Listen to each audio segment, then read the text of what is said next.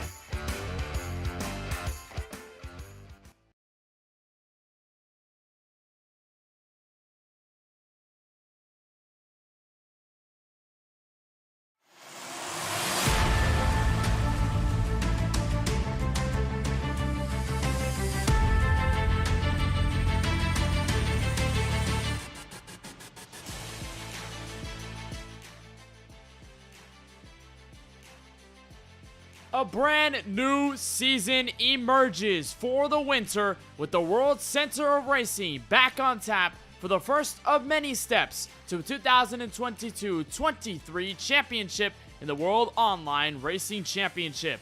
Live from the virtual Daytona International Speedway, we welcome you to the opening race of Season 2 in the WORC Dynamo Designs National Series and tonight's event, the BlueJay Creative Studio 200. As always, happy that you're back with us on the KBueno Racing Network for more WORC Dynamo Designs National Series action. We're up atop the World Center of Racing. My name is Kenneth Bueno. There are a lot of things to work over into tonight's event. Of course, it's been a while since we crowned a champion, and since we last raced in the WORC Dynamo Designs National Series was roughly 7 months ago, where Josh Patterson was able to walk away with the championship in that season.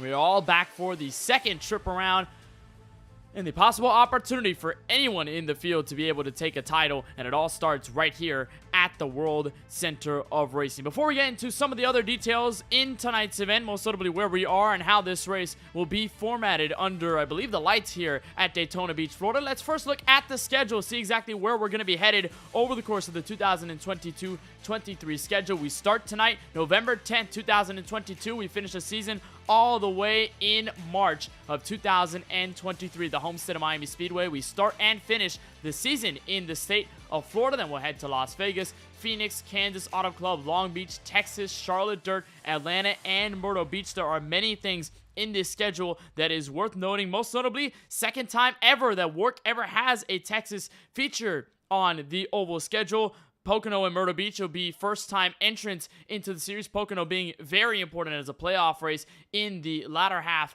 of the first round. Martinsville becomes a track on the schedule as well. It is the track right before the championship race at Homestead of Miami Speedway, so a big decision going to be made there in that round of 9. And Charlotte Week also will happen on January 29th. That Charlotte race highlighted in blue, the reason why. So many things in this WORC schedule for 2023. A lot of new coming tracks, a lot of tracks that have already been on the schedule before, have already made their way around the WORC world. These guys know exactly what they're doing in the tracks, but an excitement-filled schedule for sure for 2022 and for 2023. But again, it all starts tonight at the virtual Daytona International Speedway. And if you are a stock car racing fan, well, you need no real introduction as to what this track is all about. Opened all the way back in 1959, and it has since become a staple in the NASCAR Cup Series and NASCAR racing in general, banking with 31 degrees in turns 1 through 4, 18 degrees in that main trial to the start-finish line, and 3 degrees on the back straightaway. It is a super speedway trial configuration, 2.5 miles in length, 4.023 kilometers as well, located in Daytona Beach, Florida. You can see from a map on the top in Daytona Beach, and you will immediately identify this large track, and it is going to provide for an absolute show here on the sim for the first race of the WORC Dynamo Designs National Series and the BlueJay Creative Studio 200. So qualifying already finished, and we are ready to bring you through your starting grid. See exactly where every driver will be starting when the green flag waves here in this BlueJay Creative Studio 200, as there they are lined up behind the iRacing official pace truck. Jaden Carter starts on the pole with a 50.861. He'll be the first to see the green. He'll be joined alongside by Ford Mustang Hayes Booth in the 954. Inside row number 2, you'll find Ryan Martin in his number 9 machine. Ryan Zabo, the pole sitter at Homestead of Miami Speedway a couple of months ago, he will be on the outside of that row respectively. Cole Day will start on the inside of the top 5. He will have Garrett White to his outside. Garrett White, one of the outright strongest drivers in the WORC Dynamo Designs National Series in the opening debut campaign. John Canizaro starts this race inside the top 7 in the 018 machine. He'll have Ryan Kame to his outside in P8 row number 4. Laith Hicks in the 06, Hunter Collier in the 98, the final 2 drivers to round out your top 10. Ryan Barone in the 46 machine, he will roll off in P11. He'll have Jay Mulder, the Canadian driver, in the 51 to his outside in P12. Hunter Fox, Tyson Gifford to round out your top 14 in row number 7. Chris Downey, Pierce Maffett, the 991 and the 47 will line up alongside each other, 15th and 16th out on the racetrack. Timmy Spatz in the 54 was a championship 4 driver 1 season ago at the Homestead of Miami Speedway. He will look to get back to the very same spot as he rolls off in that position. James Bomar in the 44 rather, will be on his outside in P18. Ethan Workman is fresh off of the win at Homestead of Miami Speedway a couple of months back. He starts 19th though on the grid from Daytona. He will have Kelly Hyatt to his outside in the number 33 machine. Frederick Seagraves, Hunter Bailey, the last 2 to round out your top 22 in row number 11. Jarek Hernandez, Josh Patterson, 23rd, and it looks to be 24th. We'll see who exactly might load in for 25th. As it's listed like that, I believe Jarek Hernandez actually, Gino Merrill may start on the pit lane. Joe Berge starts 26th. Gino Merrill will be 27th. Paul Granado will be 28th.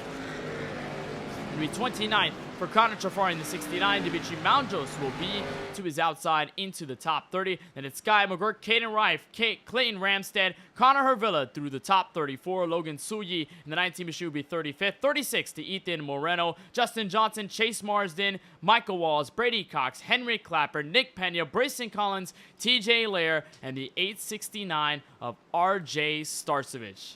A full 45 car field here from the virtual Daytona International Speedway, but we are seeing that a couple of drivers I don't believe either made this session or are not going to be there for the green flag. So a little bit of a diminishing field here by the time we even get to the green, as Jaden Carter, having the fastest time, will lead us to green in our first race of many in the WORC Dynamo Designs National Series. Let's take a look at the weather before we get started from Daytona Beach, Florida. Of course, we are in November, but as always in the state of Florida, it is always as warm as it can be. Track temp in the 85-degree mark. Winds to the southeast at around 15 miles an hour. It is an overcast sky here overhead Daytona International Speedway. So not the most beautiful setting, but we should be riding into the sunset and the darkness. We should see those lights flicker on all around the racetrack as the drivers will take 80 laps, 200 miles from Daytona, and it all starts right here.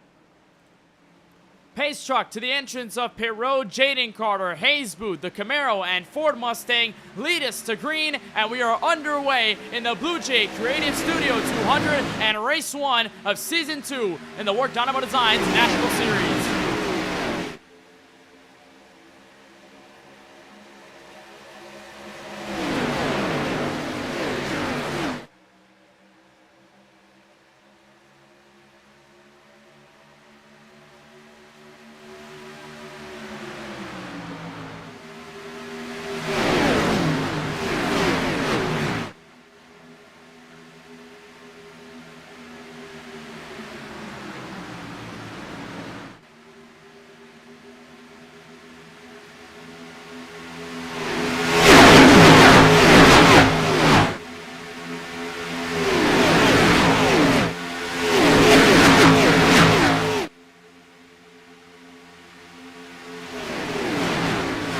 Jaden Carter leads him through lap number 1. There was almost a challenge on the back straightaway out of turn 2 via Hayes Booth. Had some help at the top, decided to move down low, so he would tuck into 3rd on that bottom inside lane. He would stay single file up until the battle for P4. Garrett White already going at it with Cole Day, the 26 and the 999. Jay Mulder giving some assistance there to the 26 of White, who's sporting a brand new manufacturer. This time around was a Toyota Supra 1 season ago when he made that championship 4 bid. And now he is back in the bow tie with a Chevrolet Camaro this time around. And in a white and gray car as well, as he will man that outside lane out of turn 4 to complete lap number 2. But so far, it's all Jaden Carter at the front. Saw a lot of guys already back out on the back straightaway. They absolutely want nothing to do with the run for the race lead or even the battle for around the top 5 or the top 10, as Garrett White gets ahead of steam from the 51 of Mulder and will make a challenge to Carter for P1 into turn 1 and 2.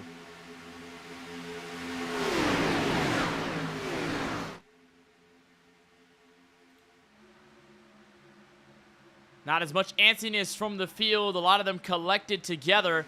And that inside and outside, not much dissipation on that top side either, as Garrett White will maintain steady on the side of Jaden Carter's Camaro. And we will most likely be even out of turn 4 for the race lead, as Ryan Martin and looks like Hayes Booth in the 954 continuing to get push on the inside, as Cole Day and then 999. A little bit of a gap between him and Booth so far, as we've got 3 wide a little further up. It looks like Ryan Zabo might be trying something on the 3rd lane. Actually not, but I believe it's Hunter Fox. Indeed it is, and Hunter Fox though with absolutely no help, and he'll duck back to the bottom.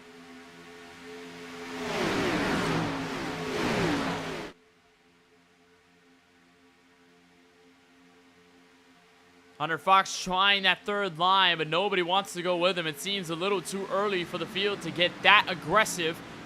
It looks like Hunter Fox might have just made a pass complete on the outside and may even look for more here on Jay Mulder. Had that pass on Ryan Zabone, the number 10 machine with the colleague numbers, the pole sitter from Homestead a couple of months ago. And Hunter Fox will continue his move 3 wide. Now he'll find some help. It looks like up top, Code Day wanted to go up there, decided it was not worth staying, tucked to that double yellow line, and the whole field still within about a couple of seconds, as Garrett White nose is ahead of Jaden Carter back to turn 1.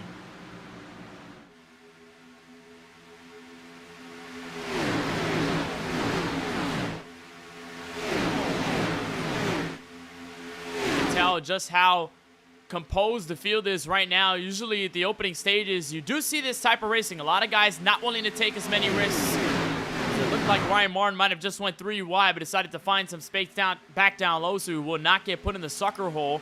But everybody maintaining a calm method here from Daytona early on. So you want to have at these super speedway races, you don't want to be all over the place, as they shuffled quite a bit. Jaden Carter now going to fill the space on the bottom. He'll give support to Garrett White. And meanwhile, Jay Mulder will have to find support from Hunter Fox, who has now moved up to 2nd on that outside lane and is making quick work of some of the drivers in the front of the field. Only problem is, not as many drivers to help on that outside.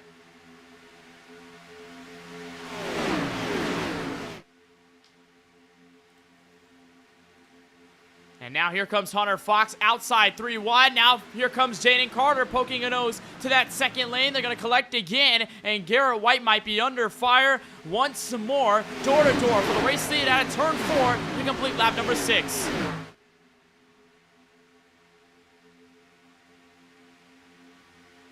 And Jay Mulder, the quintessential pusher right now, feels like that's the role he's suited best for the moment in the opening 6 laps. Has not tried to be the leader at any case. And he is still giving the shove there to the 7 of Jaden Carter, who actually won the Limeade Triple last season at the Irwindale Speedway. And Jay Mulder looking to have a successful Season 2 campaign. And it looks to be a solid opening start. And working well with a lot of the drivers around him, as Hunter Fox again will poke his nose out. This time, Tyson Gifford to look to follow him, and they swerved on the Daytona super stretch back to turn 3. And that movement would definitely not create a 3 wide move. It looks like Hunter Fox, already a little impatient to start this race, wants to be the leader of a line, but just cannot quite find the help. Now he'll try and split it in the middle, 3 wide. Jaden Carter sees it. He will block the momentum from the number 3 Chevy Camaro. And Jay Mulder getting put all the way to the top. Absolutely nothing he can do. Here's a look on board from Pierce Maffett.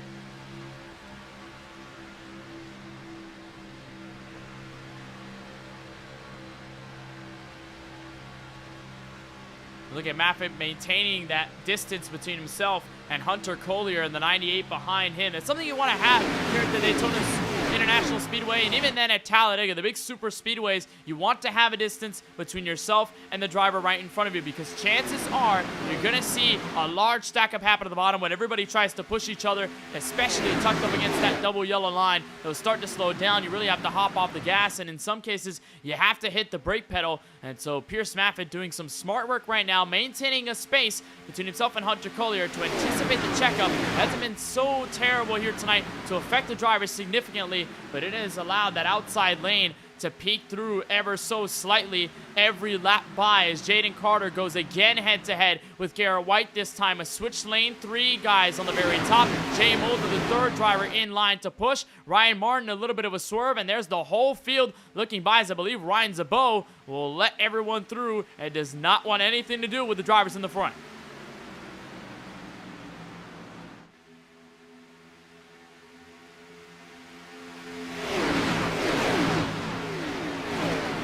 Now here comes Hunter Fox. He'll look again to the inside, and he'll follow through 3 wide. And as Jay Mulder got shuffled out into the 3rd lane, they're going to shuffle Jaden Carter into the same position. Now here comes Ryan Martin with an eye machine to follow back to turn 1, and he'll look for the lead, a wobble into the corner.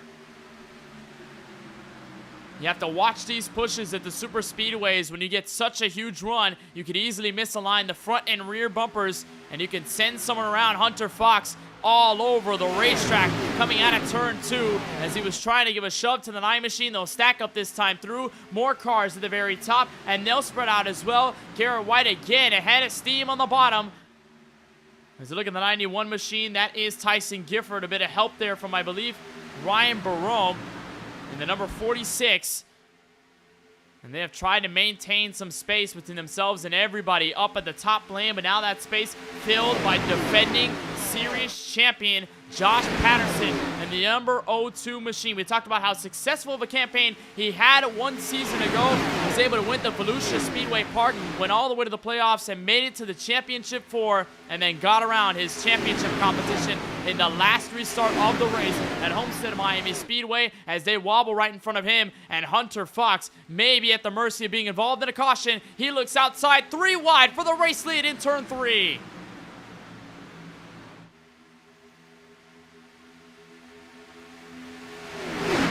Looks like the moves by Hunter Fox seems to work as Jay Mulder will give support to the outside, still 3 wide for a moment. Now they'll duck him to the bottom, and Ryan Martin will fill the space again, 3 wide in the middle of the top 10.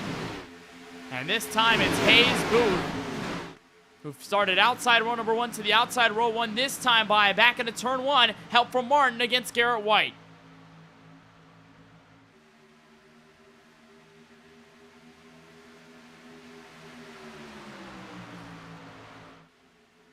And a couple of drivers backing out of line. I saw 1 car looking to the apron, let 1 car through, but look at this outside push. Hayes Booth going to clear himself and Ryan Martin. He'll bring him in tow. Jay Mulder, unfortunately, not able to follow in the same ranks. And Hunter Fox will have to duck back down in front of Josh Patterson. See if he can line that outside 1 more time. That is something you have to keep note of. The runs you can get, most notably on the top, if you get enough people there. Ryan Martin, speaking of, tried to make that move to the very top. He got denied by Garrett White in the 26, and so they will make it 3 wide for a moment for the lead. Garrett White help from Mulder into turn 1.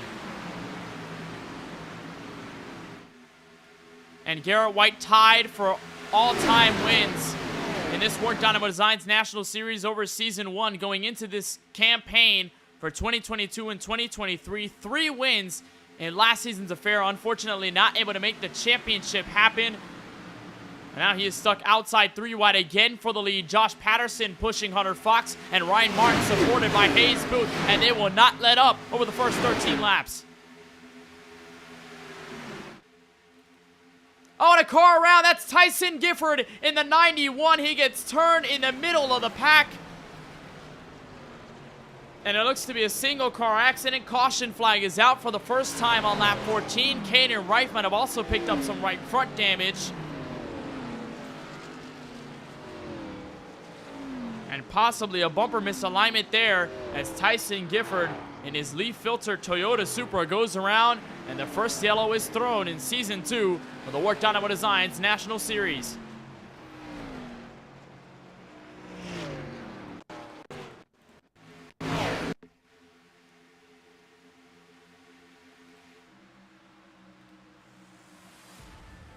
And we'll see what happened exactly with the 91. He was getting pushed by Barome. And I believe in the 46 machine, he was trying to decide between inside and outside, or really the middle and the very top. You'll see him following the tracks of Jay Mulder. It looks like there's a machine going underneath him and some connection issues, and they just got tagged at the wrong place, wrong time. And that might have been by Ethan Workman who got into him. We'll see if we can take a look on board with Workman, who was just behind Gifford at the moment of caution.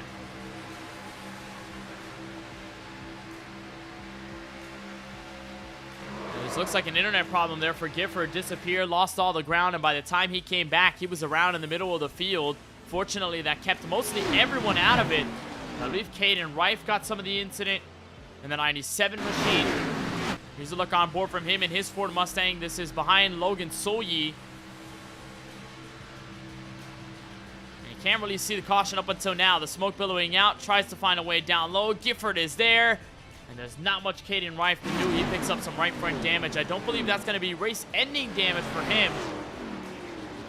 But it is going to hurt a little bit aerodynamically. And here at these super speedways, you want as much aerodynamic advantage as you can get. As most of the field will come down pit road, your leaders included. Jay Mulder, though, going to stay out this time by. So somewhat of a split call here, lap number 15, to try and get to the end of this race. Of course, they are going to need at least one more stop. They cannot go all the way from here to the end of the race. They are going to have to pit a couple of more times throughout tonight's race. But already a first attempt to try and make it on fuel, or at least extend their window. Everybody fourth on back, starting with Hayes Booth, who leads them out of the pit lane. He will be the first one to come out of pit road. Everybody behind them on the field as he immediately came down for service. So Jay Mulder, Henry Clapper, and Nick Pena being the only three to have stayed out here on this yellow flag. The first one here in Season 2 at lap number 15.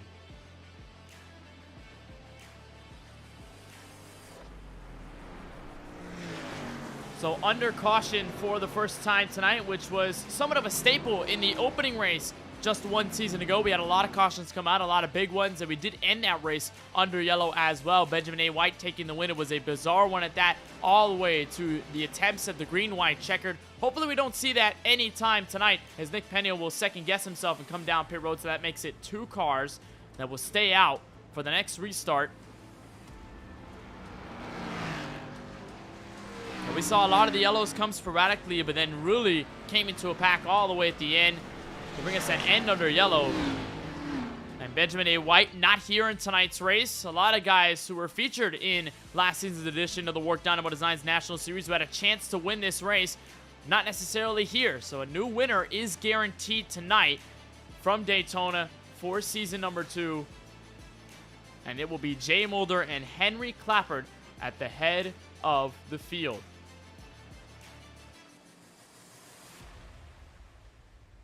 So as we get ready for the next restart at lap 17 of 80, we'll remind you that we've got a podcast for the WORC Dynamo Designs National Series and WORC in general. And their podcast goes up every Friday. Their goal, and they want to head over to the YouTube channel and be able to listen to the podcast every week. And you'll be sure to be entertained. And, of course, they should have some of the updates that we'll have from the WORC Dynamo Designs National Series side. And the first of many on the route to a 2022-23 championship. And this time through Jay Mulder in control of the field. And he was such a great pusher in that opening run. A big thing to talk about. Being an excellent pusher helps with the trust. We talk about having to work around and gain the respect of either teammates or just drivers around you. Teammates are going to help. They're most likely going to have that trust with you settled already. But for Jay Mulder, he's done a solid job of giving pushes to drivers for the race lead, into the inside, on the outside, even in that third lane. So if you want to have a pusher with you at the end of the race, it may as well be the Canadian Jay Mulder, who will this time be in control. He will be the leader. A different role this time around, though. Enter the Geico restart zone. Green flag back in the air. Lap 17 of 80 in the BlueJay Creative Studio 200.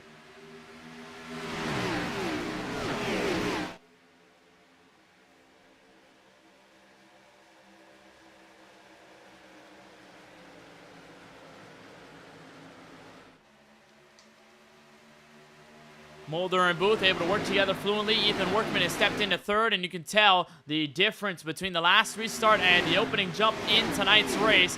Way less cars on the very top. Now make it 4 with the addition of Jaden Carter, your pole sitter. And then look at the distance all the way back to the driver in P10. 10, Clayton Ramstead in his number 21 machine way back. On behalf of everybody else in that first pack, it may just be an accordion effect. We'll have a couple of cars switch up top, but so far, Jay Mulder in control. He moves up high to block the move from the 954 of Hayes Booth, and that opens the door for Ethan Workman, the Homestead winner from 1 season ago, who got his first career WORC Dynamo Designs National Series win in South Florida, looking for another Florida win, as Jay Mulder now ducks to the inside, and he'll keep control of both lanes going out of turn 2.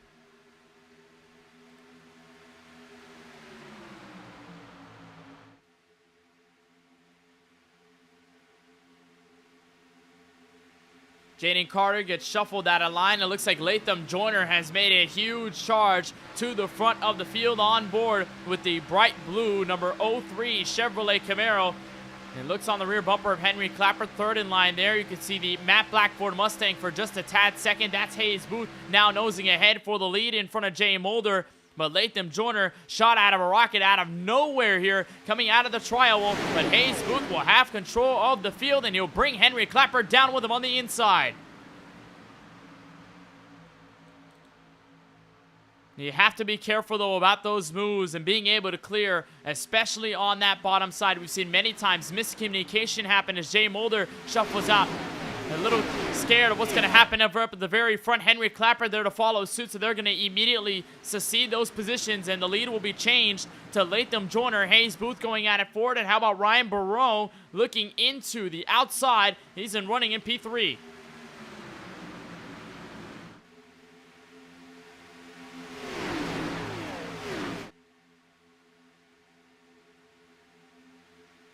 And Joyner with a huge move there, and as Jay Mulder and Henry Clapper fall back to the field, we'll see exactly where they settle. It looks like Mulder has found place in 17th.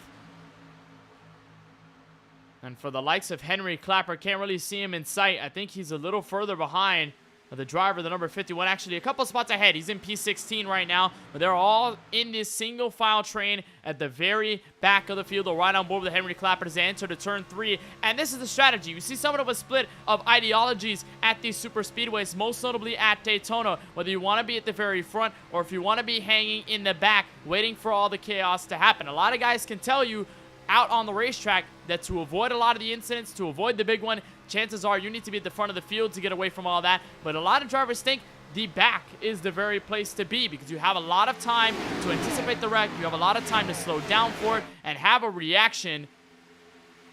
And so it looks like Jay Mulder and Henry Clapper, despite their aggression at the start of this race, have now decided to hang back, and for good reason. Ryan Barone gets turned in the front and gathers a couple of more cars. Jaden Carter in it. Clayton Ramstead in it. Ethan Workman all destroyed. Logan Suyi in the 19, a part of it as well. Garrett White to follow suit. I think he might have gotten around it. But that is exactly why you hang in the rear. And it works out for him and Clapper as Barone got turned in the middle. And it might have just been bad placement of the bumpers, and we'll see exactly what happened. But Ryan Barone in a huge crash here at the front of the field. He was running around second or third by the time the caution came out.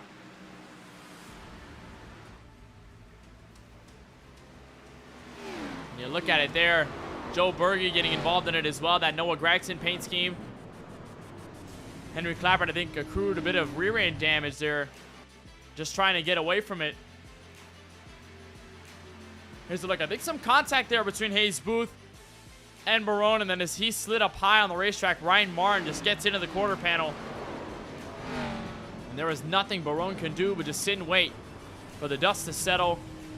And then you look at all the other guys involved in it as well. Logan Suyi in the 19 gets caught up in it to follow. It looks like he was just trapped in the middle. Here's the luck on board from Suyi. And slowing down for it. A car in front of him got sideways, and he gets hit once and twice and then gets knocked around as he meets the carnage there on the apron. And our second caution coming roughly 6 or 7 laps after our first one at lap 13 or 15 or so. And here comes Latham Joyner, Hayes Booth. The entrance into the pit lane. They'll bring in Jaden Carter. They'll bring in the likes of Ryan Zabot, Ryan Martin. A lot of these guys with damage on their race cars. And the only one to stay out this time through will be the number 98 of Hunter Collier. Again, this is a possible fuel call just to try and extend their window, but for a lot of these guys in that crash, unfortunately, mostly going to be damage repair. There are no fast repairs in this WORC Dynamo Designs National Series, so whatever damage you do get out on the track is damage that you're going to have to deal with for the rest of the races. Latham Joyner wins the run out of pit road, 5.9 second stop. Again, like we mentioned, Hunter Collier staying out. He will be joined by RJ Starcevich in the 869 machine. And so we'll see if there are any second-guess calls like we had with Nick Pena on the last caution. But for now, Hunter Collier, Starcevich going to stay out and hold out hope as we try to close in on halfway in this BlueJay Creative Studio 200. So again, we talk about no fast repairs. That is going to be a big problem there for a lot of the fields, most notably at these super speedways, just because you get involved in a crash, chances are you may just have race-ending damage, and you have to spend all that time on pit road. And what that could do is officially take you out of the race, number one, but could put you one lap down or more. And unfortunately, we do have an update on Ryan Barone. He has gone a lap down. Same deal for the 00 of Ethan Moreno in his machine. So both of them one lap down. I think most of the field still taking their service on pit road, and it's going to be a little while before we get that one to green signal or really just get everybody stacked up back together. And the two cautions taking out a plethora of drivers in the field, and both of them happening at the very front. RJ Starcevich going to come in for service, so that leaves Hunter Collier as the sole driver to stay out this time through. Collier did pit a couple laps ago, roughly 8 or so, 9 as they crossed the start-finish line. And so he already took some fuel on the way and won't necessarily need any of the Goodyear Eagles. This track doesn't wear tires all too much. So he will stay out, and it looks like Latham Joyner will join him on the outside as the winner out of pit road. Hayes Booth, Frederick Seagraves into your top 4. Cole Day into your top 5. Garrett White has found a way to make it a 6 after escaping the calamity there on turn 3 into the back straightaway, or rather turn 2 into the back straightaway. Kelly Hyatt will be in P7. It'll be Tyson Gifford in 8th, Henry Clapper in 9th, and rounding out your top 10, Caden Rife, who got some of that right front damage in our first caution, but is able to escape, and now has a possibility to just hang in the draft and hope for everything to stick.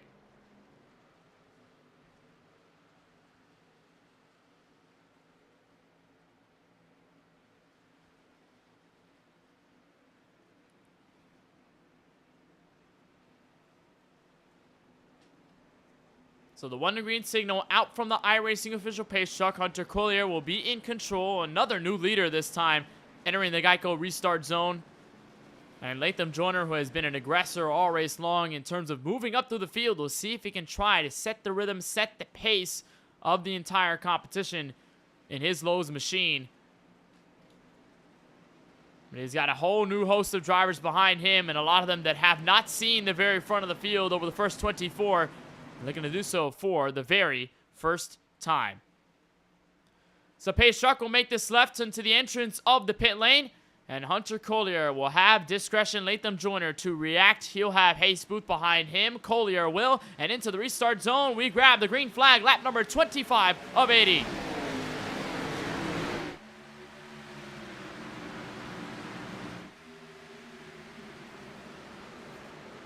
Solid jump by the inside. Latham Joyner having a bit of a trouble to get started. It looks like everybody on the outside might have just gone all the way to the bottom. Latham Joyner going to tuck back behind Hayes Booth in the 954. Looks like it'll be the same for the likes of Garrett White and company as they shuffle through. Looks like Henry Clapper letting everybody by on the apron. Wants nothing to do with the chaos up at the front.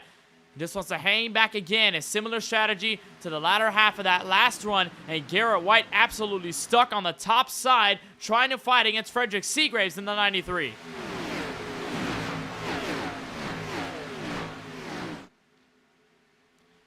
It's one thing to be up top here at Daytona. It's another thing to be up top with absolutely no help. The next car in line, James Bomar, in the number 44, who's maintaining a distance, doesn't necessarily want to creep up towards that number 26 machine of White. Luckily, Garrett is able to hold control. Finally, we'll have another driver to join him up there. This time, Hayes Booth looks to have faith up top. That'll shuffle Latham Joyner to P2. But for how long as they try to stack up on the second lane and make a run happen on the Daytona Super Stretch?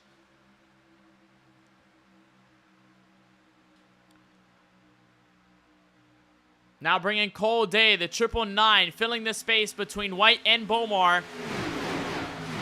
And that'll add some more assistance, although Day isn't doing much to creep up to the back bumper. Now they'll add another. Frederick Seagraves makes it 4 or 5 cars on the outside lane, only 2 for a while on the very bottom.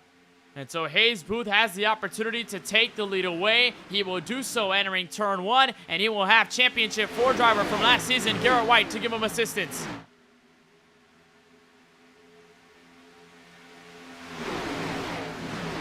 And a lot of these guys regulars in last season's edition of the WORC Dynamo Designs National Series. Hayes Booth, one of them. Hunter Collier, one of them. Frederick Seagraves, one of them. A lot of them experiencing very different levels of success and many ups and downs through that campaign, and looking to add on to what may be a redemption tour for all of them. As we will close in on 13 laps to go until the halfway mark of tonight's BlueJay Creative Studio 200. Kelly Hyatt finally makes the way to the back bumper of Latham Joyner in P2, so adding some more assistance. Going to give an extra buffer here. That outside all lined up and ready. They added John Canizaro as well behind Seagraves.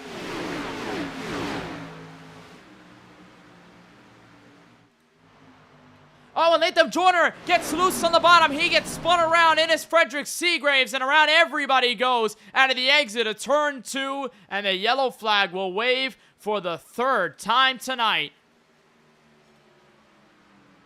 On behalf of Latham Joyner, his car absolutely destroyed. Frederick Seagraves tussled up as well. And this car crab walking, easy suspension damage to note there on behalf of the 93. And that may be race over for him. As we get another yellow from Daytona Beach, Florida. And it's another one that happens once again at the very front of the field. We'll see exactly how this all started with Latham Joyner, who was working the inside lane prior to when the caution came out. He was running second behind Hunter Collier. You have to imagine either a checkup, a touch of the apron, or a faulty push. And actually, no, I think it just blew up. Caught behind the 98 and had something happen to him that we haven't seen in a while at the super speedways, at least here on the KBueno Racing Network. It's something that is possible here at the super speedways. If you hang too long behind the driver, catching no clean air on the front nose, that engine's going to get hot, that engine's going to sputter, and it's going to blow. And for Latham Joyner, that engine immediately expired in the middle of the corner, and there was absolutely nothing anyone could do to avoid it. Most notably Kelly Hyatt and all those guys stacked up. There were 4 of them strong in that second grouping. You watch here, the engine will start to smoke up. His car starts to falter. He'll slide up into Hayes Booth. Such an unfortunate circumstance there. And you look at John Canizaro, who got a piece of that as well. The 76 of Brady Cox. Frederick Seagraves getting suspension damage as he backs it into the inside wall on the back straightaway.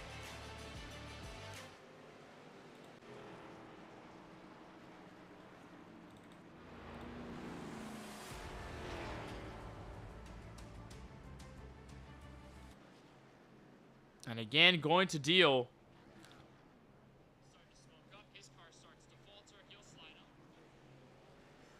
And so all of them will hit pit road this time by. Kelly Hyatt will stay out. He'll be your race leader. Unfortunately, he didn't pick up as much damage as we might have thought here from Daytona after that stack up there with Joyner. It looks like he'll stay out. So will Chase Marsden in the number 89. Hunter Bailey, who will filter into 3rd, although his car completely torn up on the front end. That William Byron-inspired paint scheme. Ryan Martin shuffle in the 4th. Hunter Collier looks to stay in the top 5. He'll be the first one, though, to come out of pit road. A 9.2 second stop. Might have been tires taken there, maybe 2 on behalf of that number 98. But it's a second trip down to the pit lane, and he will join the rest of the field as we will cross the line for 50 laps to go from Daytona Beach, Florida. So much more to cover, but it is Kelly Hyatt at the very front of the field here at the Super Speedway in race number 1 of Season 2 in the WORC Dynamo Designs National Series. We'll have more for you on the other side. Don't go anywhere as we continue our coverage of the BlueJay Creative Studio 200 live on the KBueno Racing Network.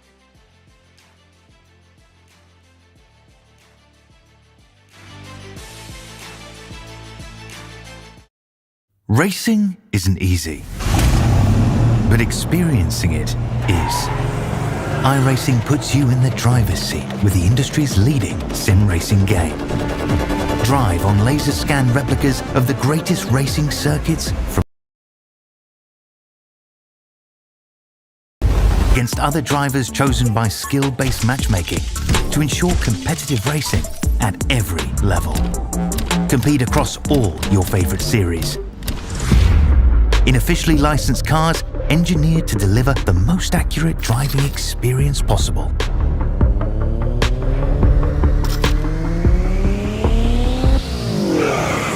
Join a race or host your own with players from across the globe. Race against the computer or in a league with friends. Feel the thrill behind the wheel. Visit iRacing.com.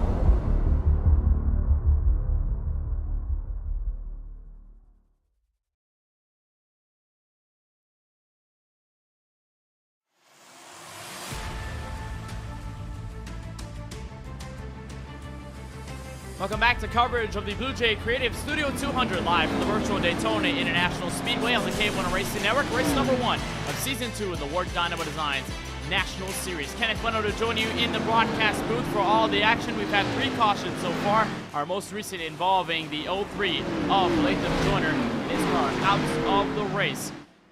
Here as of lap number 31, we are approaching the halfway mark of tonight's race from Daytona Beach, Florida, and this time it'll be Kelly Hyatt and Chase Marsden in command of the field in row number 1. So again, a new leader this time, fresh off the yellow.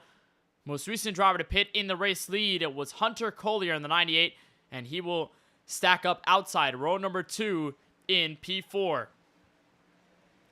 Pace truck is down. Kelly Hyatt on the gas. Green flag back in the air. 31 laps complete from Daytona. Kelly Hyatt, Chase Marsden first and second, chasing back for turn 1.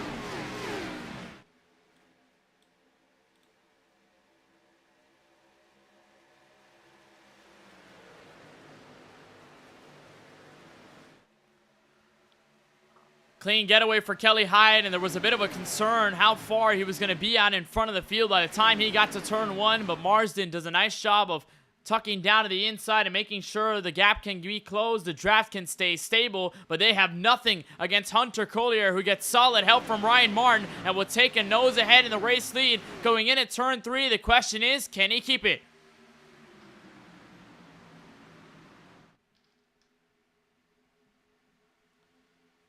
Collier, the run out of the 31 degrees of banking. We talk about Ryan Martin, who got involved in one of the incidents in tonight's event and has some front-end nose damage on his Chevy Camaro. Able to continue trooping, and we may not see him proficiently lead a pack as he gets forced to, as Hunter Collier moves down in low and shuffles to P1. But Ryan Martin doing a solid job of getting back up to the front of the field. You look at Caden Reif, who picked up some right front damage on a caution that happened in the tri-oval earlier on in the event. And it looks like he'll be okay. Kelly Hyatt, a little hesitation there in the middle of the field from inside and outside. And Kelly will get shuffled through the middle as Ryan Martin finds absolutely no help. And Caden Reif going to dump him on the bottom. Martin going to be all by himself coming out of turn 4. That's the one thing you don't want to have happen to you at a super speedway. You get shuffled out of line, and when you have absolutely no help, you usually call it the sucker hole, where you just anchor through the field.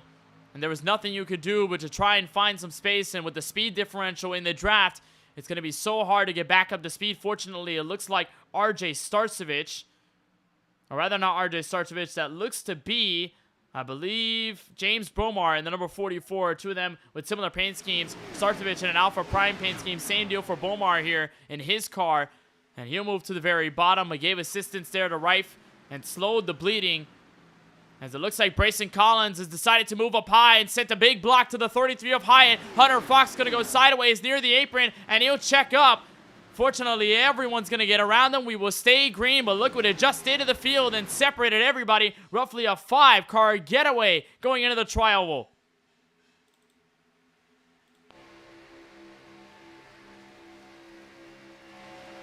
Here's a look on board with the 26 of Garrett White. That's exactly how far the gap is between himself and Caden Reif. And with Brayson Collins behind him to push, he'll move up to second. He'll challenge against Chase Marsden. And maybe at a turn 2 might have something for Hunter Collier in terms of the race lead. They continue to try and settle themselves 6 on back.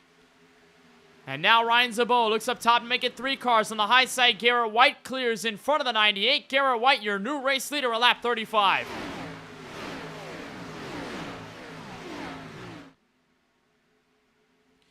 And Garrett White, somewhat proficient at the super speedways. You saw how good he was at Daytona to start season 1. And of course, the mad dash that he made at Talladega late in season 1 rather, to grab that win and what was one of 3 straight victories in the midst of the playoffs. And Garrett White back to a similar position up at the very front of the field. Brayson Collins finds a way to shuffle to second. What a nice move to the field has been for that Dynamo Designs number 5 machine. And now everybody tries to settle behind them. Look at Ramstead right behind him. And the number 21 running P6. He's got help from Hunter Fox. There's Bomar. There's Ryan Martin. 4 cars at the top. But still a lot of work they need to do if they even want to get remotely close to the competition that have all single filed out first through P5. And it looks like we might have had some carnage. Somebody might have hit the wall. Hunter Fox just might have blown up, I believe, in the middle of the pack, severely slowing down. His car all torn up. And Jay Mulder going to get spun in it as well. Going to be underneath the racing surface. So I believe we'll stay green.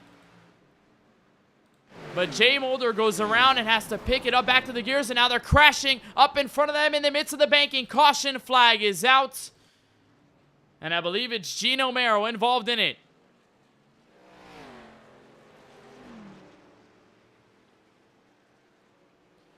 You can see some of the heavy front end damage on his Ford Mustang. Gino Mero, one of the championship Ford drivers from 1 season ago. And it looks like he gets caught up in a huge mess. It just started really with Hunter Fox losing the engine on his race car. We'll see exactly what happened to Fox. Right about here, he blows up. And then it's RJ Starcevich who gets into Jay Mulder. Here's a look on board from Mulder, slowing down. There's Starcevich who goes to the inside, tucks his nose down there. There's nothing that Mulder can do. He goes for a quick 360 and even more so than that. As that really wasn't the end of it all. See, as there was way more contact as they were trying to get around. Look at Ethan Workman getting into a couple of drivers and then Gino Mero getting caught up in it at the wrong place, wrong time. See if we can get a good angle here going into turn 1. You see the whole field slowing down for Mulder. They anticipated caution's going to come out at some point. And then Mulder, as he went around, stacked up everybody, got everybody all over the track. And then Gino Mero gets caught up in it. There's the 06 of Laith Hicks involved. Chris Downey might have been in it as well in the 991.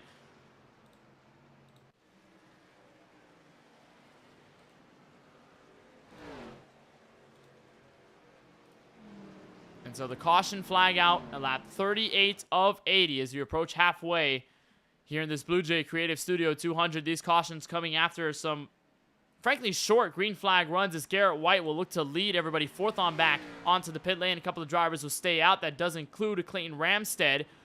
But it looks like Ryan Zabot, Caden Reif, Kelly Hyatt, all of those guys going to come in this time through. There's Josh Patterson, Ryan Martin. RJ Starcevich was involved in that crash, the 29 machine, the 19.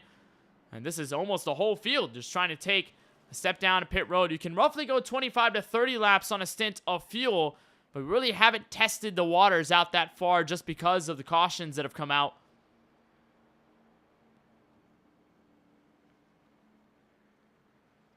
And so fuel strategy really has not been a big concern because we've just had so many opportunities to come in on pit road.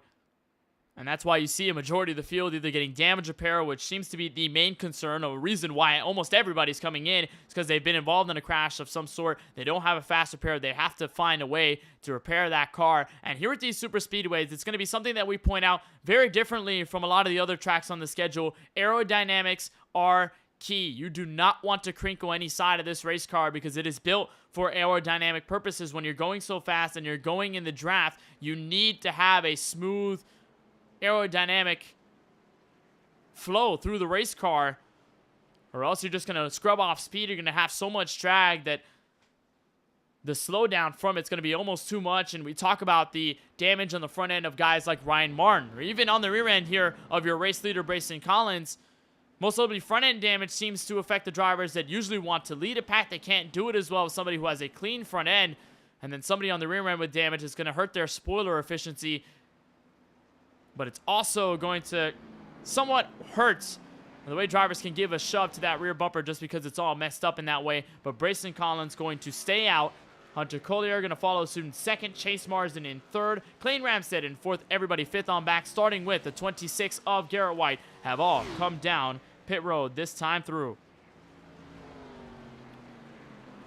So as we're under caution again from the virtual Daytona International Speedway, we will remind you that coverage of the BlueJay Creative Studio 200 in the WORC Dynamo Designs National Series is brought to you by Dynamo Designs, your one-stop shop for all of your iRacing needs. They can cater to any style you like and can ensure you will look good on track, all starting at just $5 per scheme. You can message Josh Patterson on Discord at Josh Patterson, #9212, or on Facebook at JP Designs to get your iRacing scheme today. Kind of funny, we're talking about Dynamo Designs. We have a Dynamo Designs car at the front in Brayson Collins in the number 5. And he will have a clear headway to the green flag. He'll be at control of the restart when we get into the restart zone. And Hunter Collier to react on the outside. Chase Marsden, Clayton Ramstead going to be third and fourth. Inside, outside of row number 2. Garrett White into the top 5 with Ryan Zabeau. Then it's TJ Lair, Kelly Hyatt, Cole Day, Ryan Martin, and Caden Rife in the number 97, I believe, to round out your current top 10.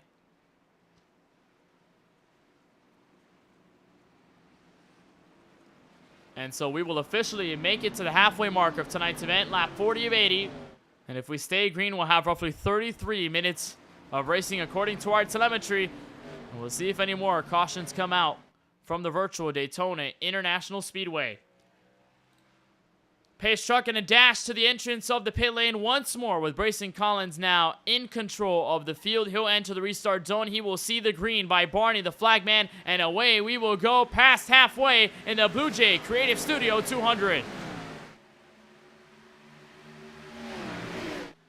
And look at the poor jump by the outside lane. It looks like Clayton Ramstead suffering some internet connectivity issues, and it slowed down Ryan Zabeau, everybody behind him. So Hunter Collier has to work through this all by himself, and you can only imagine how long that will last. Inside, pushes ahead out of turn 2. Brayson Collins, help from Chase Marsden. And now here comes Garrett White. Shuffles in front of the 98. White wants the lead going in at turn 3. And Kelly Hyatt finds a way in the middle. It looks like the connectivity issues for Ramstead only continue to rage on. And Ryan Zabeau tries to move up top in front of Kelly Hyatt. That's almost a faulty block. They'll stack up roughly 4 or 5 cars, make it 6 on the outside with Ryan Kame, the last one in it, and Garrett White door to door with your race leader out of the trial bowl.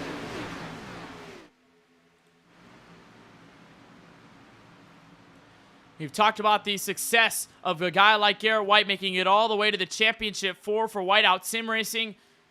And all that he did, unfortunately, was not able to get to the championship and almost got hit right there by the 89 of Chase Marsden coming out of turn 2. But White looking to get back on track for a season championship. They'll shuffle in front. Hunter Collier will get to the bottom, though, first. And White will be shuffled out of line. Hunter Collier to the race lead with help from Ryan Zabeau.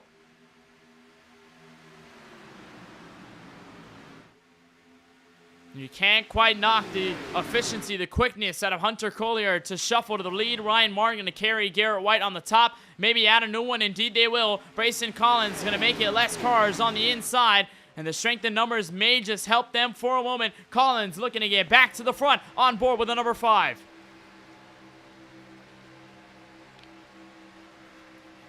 And again, we talk about fluently working with the drivers around you to earn their respect and be able to work with them for the rest of the race. It seems as though a lot of these guys very content with working with each other. A lot of these guys long-time WORC drivers, including Brayson Collins, who's literally the league owner. So a lot of these guys have been running with each other on iRacing for so long. They understand their tendencies. And it seems as though we really haven't had any significant problems with pushers all night long. There's Laith Hicks. He's going to go a lap down, but he will let the rest of the field by without any trouble. And Brayson Collins continues to hold on the outside of Collier going back to turn 1.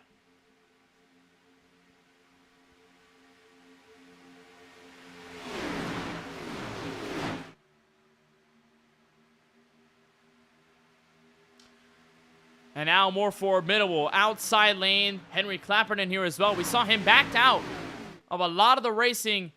And him and Jay Mulder have somewhat been working together on the same strategy. Here's a lock on board with TJ Lair, though, who's holding up the top 10. There's Jay Mulder in the 51 right in front of him, who, by the way, went for a spin in our last caution and is now back up to P8 out of the racetrack. Henry Clapperton has moved up to 7th. Both of them somewhat of a synchronizing effort to move through the field.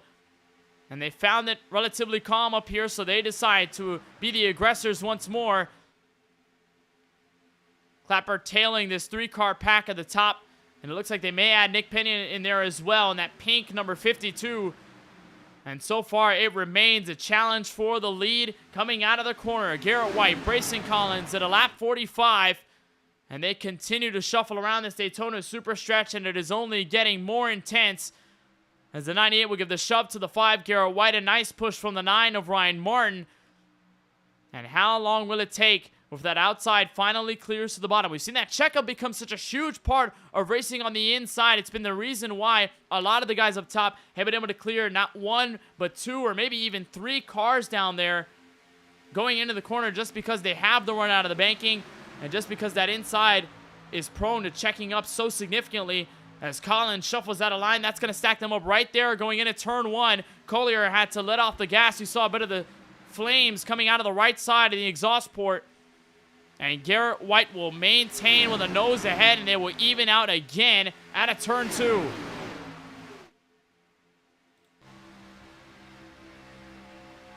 Here's a look on board from Chase Marsden, running 8th right now behind Ryan Zabot. Chase Marsden, rather. I believe Marsden, one of the newer drivers in this WORC Dynamo Designs National Series. Again, we had 45 cars enter tonight's race from Daytona, so you can imagine a lot of them probably making their first WORC Dynamo Designs National Series start. And Marsden making good of it in his Falcon machine as he runs inside the top 10 still. He has Nick Pena to see support behind him. 2 pink cars as well. And it looks like this is the most organized we've seen the field all race long. Brayson Collins, though, a huge head of steam from Hunter Collier. And that's going to give him the lead. Collier now going to move up high in front of the 26. And he says, bye-bye, Brayson. Here comes Hunter Collier. A huge shot from the 26 to get him to P1. And now White looks to the inside, and they almost about make contact. Collier shut the door into turn 3. And you have to imagine how many times someone's going to block before the move gets made wrong. White going to make a block on Brayson Collins, who moves up. It's going to be just some distance between Collier and Ryan Zabot. Now going to shuffle to 2nd on the inside lane. And Garrett White will move ahead. He'll clear for the lead. Collins going to maintain himself up top. Help from Ryan Martin. And we end up in the same place we were just a couple of moments ago as Collins and Collier make contact out of turn 2. And you have to imagine, when will the aggressivity pick up, or has it already picked up from the start of tonight's race? We are already about halfway through the race, lap 48 of 80, still roughly 32 laps to go when we cross the start-finish line. So you have to wonder whether the aggression is going to calm down for a moment, whether these guys say, hey, it's still a relatively long race, or whether they're just going to gun out for it just because they're comfortable with racing with each other. Zabot tries to find some space up top. He does in front of Brayson Collins, and Zabot looks to become another new leader from Daytona.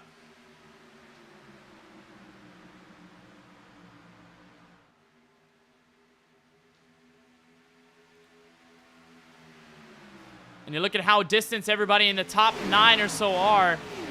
For the likes of Logan Suyi, Ryan Kame, Josh Patterson, defending champion, TJ Lear, John Canizaro, Caden Rife. All of these guys, by the way, side by side in the midst of the top 10 and the top 15, but they are not closing in on your race leaders. You figure that may be a purposeful strategy just to stay out of harm's way. And just like we talked about a little bit earlier on in tonight's broadcast, hanging in the back, avoiding all of the trouble that can happen. And if you've watched all of the cautions so far here tonight over the first 49, you know that pretty much every single one has come from a driver at the very front of the field, or at least within the top 5 or so. As Ryan Zabot and Garrett White continue to go door to door, Jay Mulder finds a slip down low, and they are approaching some lap traffic, so things may get more interesting heading into turn 3.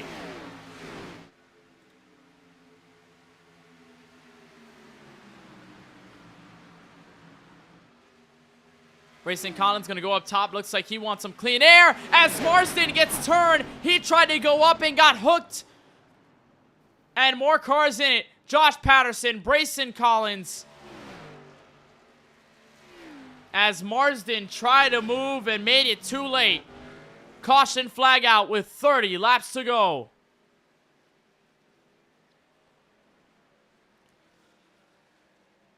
And that is a heartbreaker for Marsden, who gets suspension damage and quickly finds the entrance of the pit lane.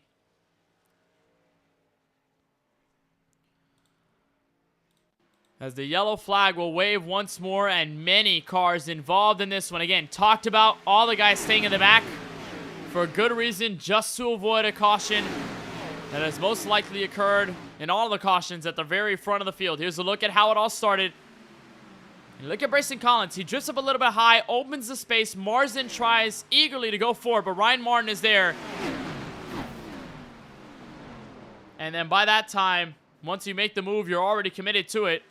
And there was nothing Marsden can do. Try to take a look at it here again from an aerial shot. So you'll see it. It all starts right about here behind Zabot. Grayson Collins going to slide up high. Ryan Martin tries to fill the space. Marsden tried the same thing and just ended up in the same real estate. Got caught up in the same place. There's Kelly Hyden in the 33 getting caught up in it. They all stacked back there. And it looked to have been the 8 machine that also got caught up in the mix.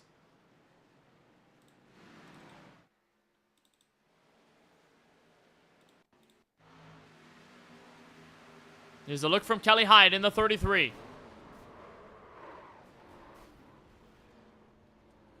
And just nothing he could do. And picks up some right side damage. It doesn't look like it will be race-ending damage for Hyatt.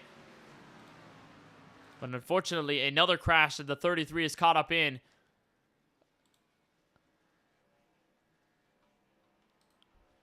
And so the caution flag out one more time. It looks like the entire field, most notably, going to come down to pit road. And they are led by Jay Mulder, who comes out first. A 6.2 second stop. Almost 2 seconds faster than Hunter Collier. And Jay Mulder will take the lead with 28 laps remaining.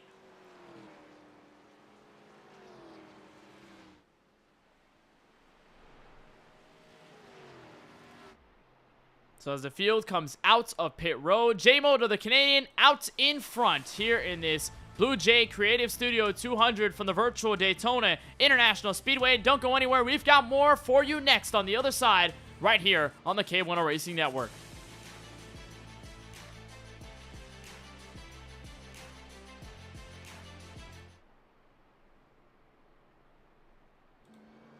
Racing isn't easy, but experiencing it is.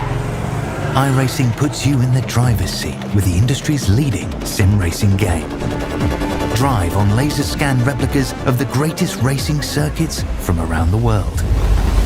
Go head to head against other drivers chosen by skill-based matchmaking to ensure competitive racing at every level. Compete across all your favorite series. In officially licensed cars, engineered to deliver the most accurate driving experience possible.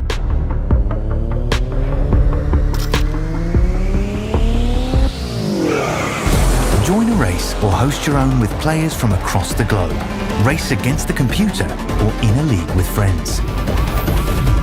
Feel the thrill behind the wheel. Visit iRacing.com.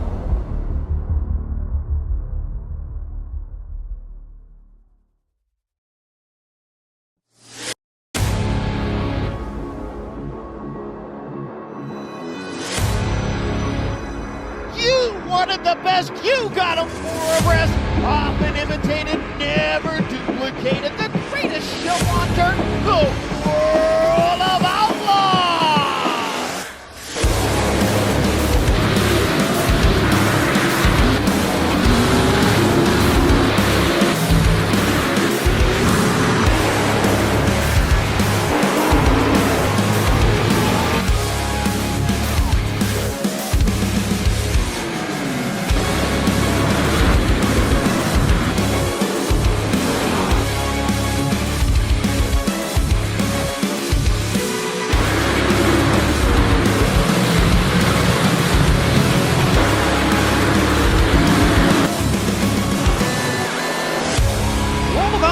Dirt Racing will be available September 27th.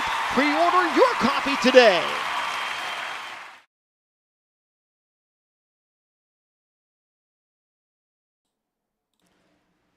Ready for green flag racing, a lap 54 of 80 underneath 30 laps to go in this BlueJay Creative Studio 200, and it's Jay Mulder in command of the field in front of Hunter Collier back to turn 1. We saw a big crash come out at the front of the field with Chase Marsden and Ryan Martin making contact. A lot of other drivers involved, including Brayson Collins and others. Kelly Hyatt in the 33. And as the attrition only continues to build within the field, that was 45 at the drop of the green on lap number 1, has now immediately dissipated mostly to around 30-odd cars as Jay Mulder has support from the Supra behind him, Hunter Collier, and they will easily command the field as a couple of cars try to make the outside work, and it all starts with Ryan Kame in the 23 machine.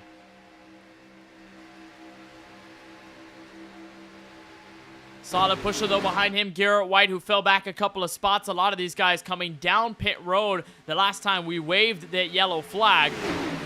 So a lot of them trying to make it on fuel. We should be within still a fuel concern going into the checkered flag. We anticipate at least one more stop could get you to the end of tonight's race from Daytona. And so another caution might be the saving grace for them as Hunter Collier tried to block there on Ryan Kame. He forces the 23 into the third lane, and no help for Kame. He'll get shuffled into the sucker hole as Hunter Collier finds Garrett White to give him a huge push into turn 3 for the race lead. And you look at how good Hunter Collier and Jay Mulder have been pushing and drafting in the field, even with the 26 of Garrett White as well. All three of those guys have been the class of the field in the midst of the draft, making blocks, making moves, and most importantly, helping each other out on the racetrack in their position. They've been one of the best drivers on this race so far, and you have to imagine it may be an absolute showdown for all three of those guys, maybe even 4 if you count in that number 10 of Ryan Zabot, who has severely picked things up in the latter half of tonight's race.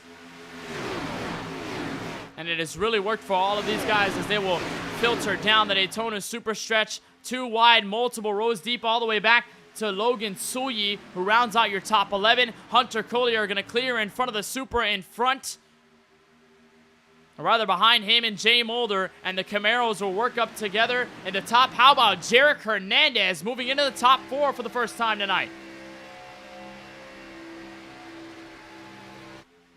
Hernandez slightly looking for more, or maybe just some clean air on the front end of his Camaro. Does not want to suffer the same deal that Latham Joyner did to create a caution earlier on in tonight's race. And how about bring in other new names as well? Dimitri Moundros in the 60 machine. We haven't seen him all night long either.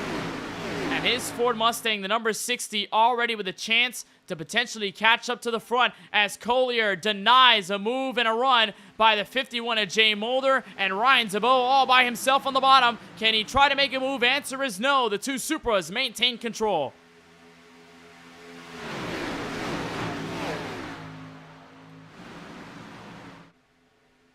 Mulder and Collier have been working so well together in these 57 laps. And now Mulder going to go on his own path. He'll have help from Garrett White, and still 4 cars at the top going back to turn 1. And the Canadian will look for his first ever WORC Dynamo Designs National Series win. Was roughly close to that a couple of months ago in season number 1, and had some solid races throughout the campaign, but was never able to grab that checker flag, opposite to the driver sitting behind him, who was able to pick up 3 and is tied for most wins of all time in this series over the first season. And so Mulder, if he can get his first and create a streak of 2 straight Toyota Supras to win first and second editions of this Daytona race.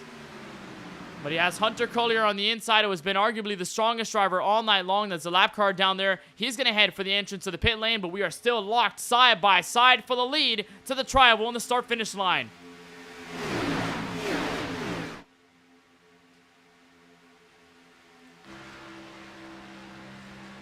Look on the rear end, or at least the quarter panel, the 98 Hunter Collier with Ryan Zabot to follow him. Ryan Zabot did not have the greatest race last season at the Homestead of Miami Speedway when he captured pole, was not really able to get back to the front at the end of it.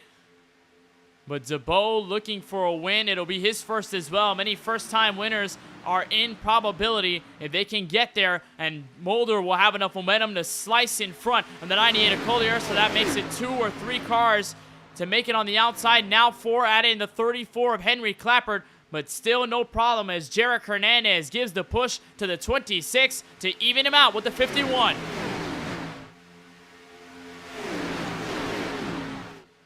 We've seen a lot of fantastic racing at the front of the field, and despite a lot of our cautions, we've seen a lot of great moves and clean ones at that. You could tell the respect very high amongst the competition as Collier and White make contact and they shuffle out of turn 2. And that could have been big for Jay Mulder, who got caught at the opposite end of the draft and fell back, and they stacked up. And luckily they all check up in enough time that inside remains stable. And it could have almost been another caution inside 20 laps to go from Daytona Beach, Florida. And Dimitri Manjo shuffles out on the outside, now adding another driver. Looks to be the 31 machine.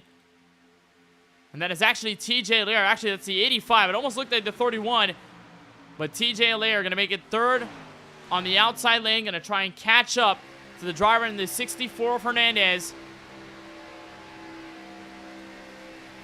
And we've seen it a couple of times tonight, that third lane be developed here at the Super Speedway, but not many people have been willing to take that risk.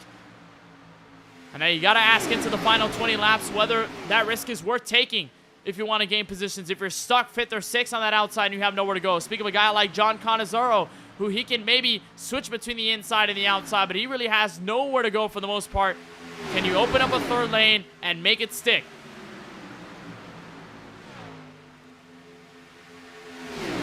And it's a big thing, most notably here at Daytona, just because of the lack of space. We talk about tracks like Talladega, how that's easily possible. Even 4 wide is easily possible with the amount of space, the amount of width on the surface. But Daytona, not quite the same. You have more of a narrow surface here at this track that you can make it work 3 wide, but you're going to be tightly packed in together.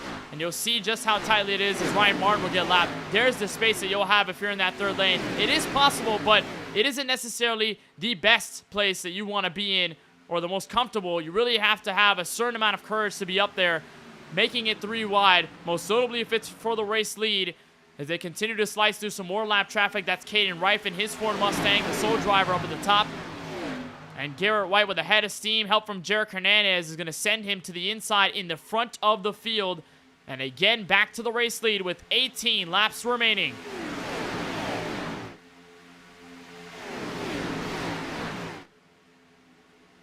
Also, Noah going to give you a driver update on the drivers 1 lap down or more. It all starts, of course, with Caden Ryan for the number 97, who has been just put a lap down. Pierce Maffin in the 47 is 26. Ryan Martin is in 27th. Blake Hicks in 28th, also 1 lap down. And it falls back to Gino Merrill, championship 4 driver from last season at Homestead. He is the last driver in the 1 lap down to go 1 lap down mark, but then everybody else 8 laps down or more. Josh Patterson, your defending champion, 8 laps down in P30. Chase Marsden, who was involved in that most recent caution, 9 laps down out of the racetrack. The driver behind him, 12 laps down. Clayton Ramstead, that is. Brayson Collins ends up out of this race. He's also 12 laps down. And then all of the guys who have pushed it behind the wall and into the garage. Their nights are over here from Daytona. It starts with Tyson Gifford in the 91, RJ Starcevich, Justin Johnson, Hunter Fox, Brady Cox, Hunter Bailey, Hayes Booth, Frederick Seagraves, Ethan Moreno, Latham Joyner, and the number 46 of Ryan Barone.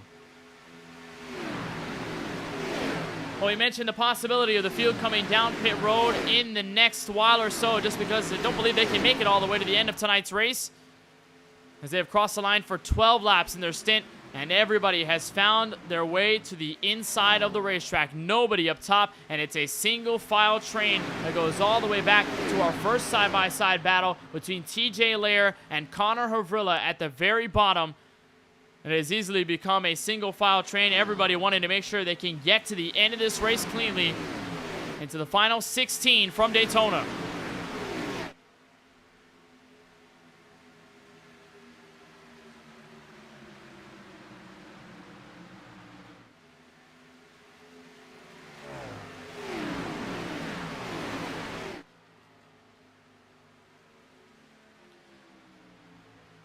There's Marsden, who was involved in that crash. He's going to lay up at the top. Going to let everybody by. And it has definitely been a clean run so far And the aggression not really prevalent at this time of the race. And it's since become possibly a run to the finish for every single one of these guys. And I think they've got in their mind that blueprint already set out that, hey, we understand how much time is left in this race. We understand our possible fuel scenario. Why don't we hang back? Why don't we wait a little bit? Let's not try to fight against each other too hard and possibly create a caution. Let's run this one out all the way to the end. And it looks like that may just be the strategy to work with, as Derek Hernandez, I believe, got shuffled out of line. He's in a fight with John Canizaro, Paul Granada, Connor Hervilla now switch up to the top, so they're going to try to make something work. But Paul Granada with some severe front-end damage, that front clip completely torn off of his Toyota Supra. And he's still going to gain a lot of ground. The inside all checking up, and the amount of drivers down there. But we're not sure how much momentum they can gain. It's going to help Granada that he's going to be the pusher and not the push-E this time around. And so we'll track their progress. Nick Pena taking note of that. He moved up high to potentially block, but he goes down low again. And there is some more lap traffic as we head into the final 13 laps in this BlueJay Creative Studio 200.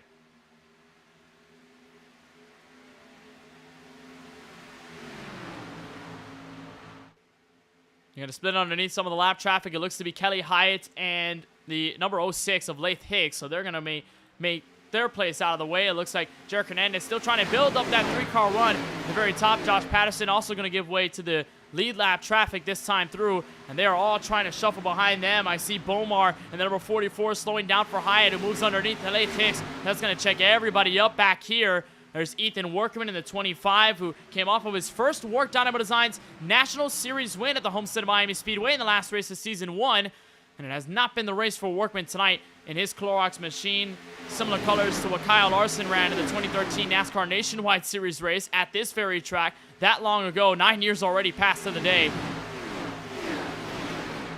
And Workman just trying to hold on to what could be some decent points at the end of this if he can grab a top 15. They have built momentum significantly on the outside. We talked about Paul Granada having no front clip, being behind Derek Hernandez. Hunter Collier took notice, and now he's up here trying to challenge for the race lead.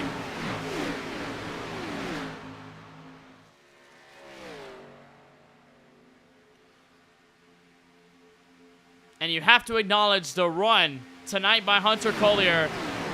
And it could be a race-winning one into the final 12 laps.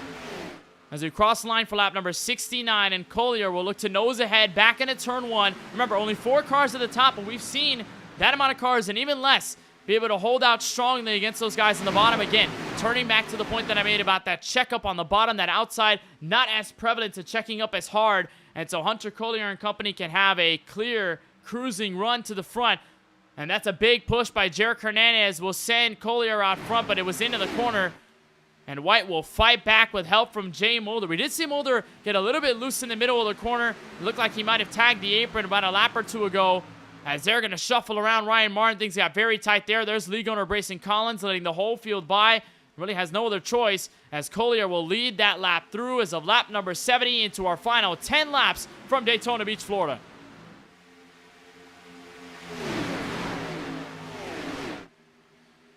And you have to question what moves will be made and who will do what.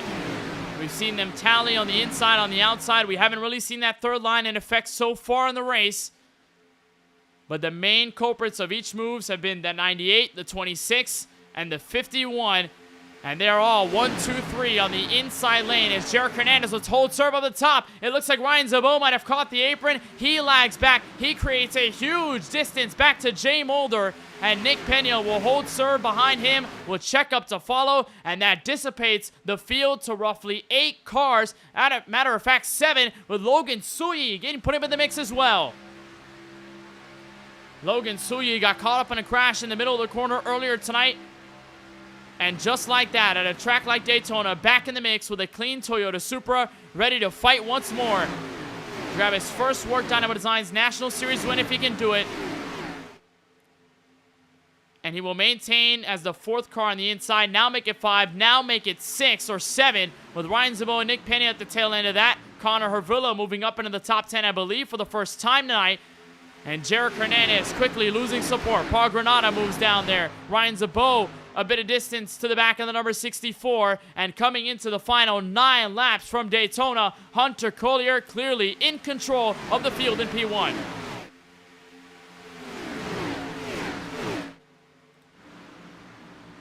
And with the way we've seen Garrett White and Jay Mulder work together, I was about to ask when were they going to pull out a line. Indeed, they do now. I think Ryan Zabot got loose on the inside again. Indeed, he did. But luckily, the whole field will get around them, will stay green. And Hunter Collier will fall back to the field. Mulder gives the push to Garrett White. He clears ahead of the 98. So does the 51, and Paul Granata all by himself at the top. That is not going to be good for Paul Granata. Again, the front clip completely torn off. He is not good all by himself. And Jerk Hernandez takes note, and he shuffles out. Looks like Connor Hervillo will try to assist Granata on his route back to P1.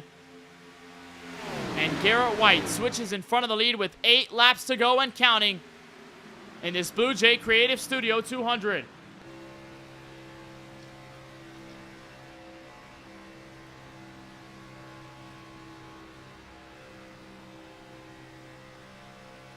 On board with Mulder, holding in his second.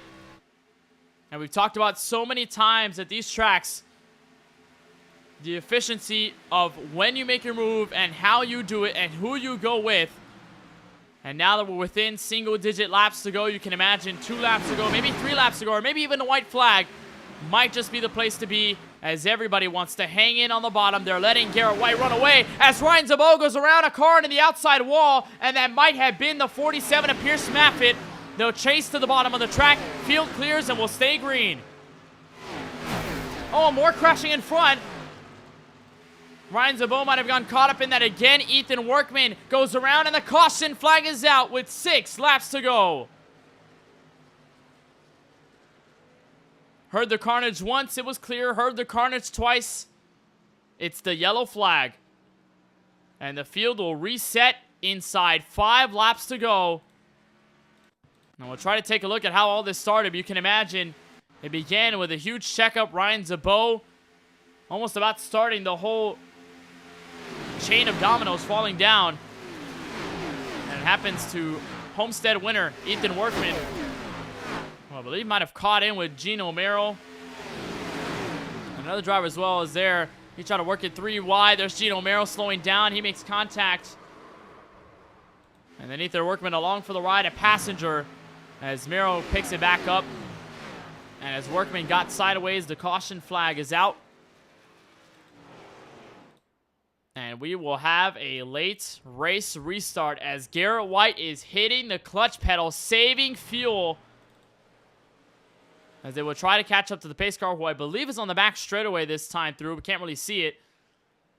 They'll pick up the field, and we will have another late race restart, much like we did 1 season ago. Remember, last season with Benjamin A. White getting to the checkered flag, it took all 3 green-white checkered attempts and then a caution even after that. We ended that race under yellow, could not finish it under green. And we are potentially in the situation to do that all over again. And certainly it will be something if a driver with the last name White, can get to victory lane for the 2nd straight season. At Daytona, Jay Mulder and Hunter Collier, though, have rounded out the top 3. And they've put up such a great performance tonight, worthy of that checkered flag. But it's all about how they can maneuver the final handful of laps. We'll see how many will be left, as nobody will come down pit road, and Garrett White will have control of the field. Looking for his 4th career WORC Dynamo Designs National Series win, his 1st of Season 2. And everybody else behind him possibly looking for their very first. Caution flag out inside 5 laps to go. We'll take a short break, but you won't miss a thing. We continue our coverage of the first race in Season 2 of the WORC Dynamo Designs National Series race from Daytona and the BlueJay Creative Studio 200.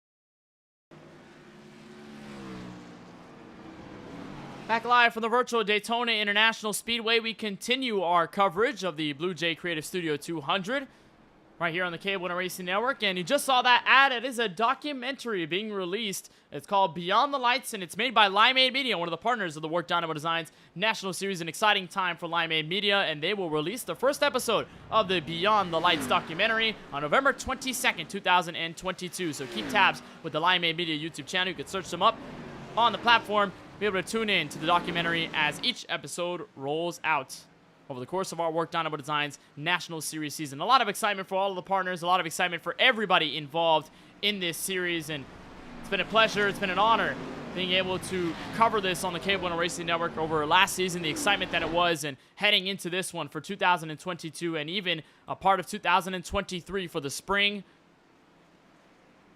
And the excitement only continuing to build in this first race, as we will have a restart inside 3 laps to go and an organic green, white, checkered restart.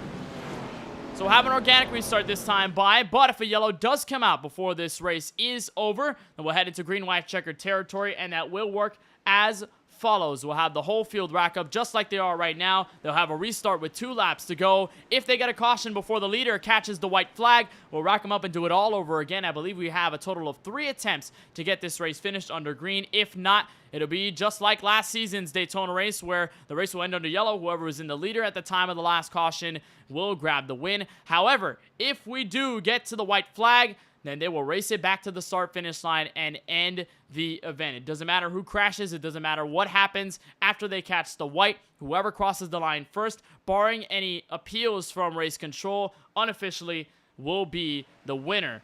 And we'll have a seat locked in at the top of the board in the point standings. And Garrett White, who was a Championship 4 driver 1 season ago, will look to be at the top of the field by the time we enter Las Vegas next week. Green flag back in the air. 3 laps to go from Daytona.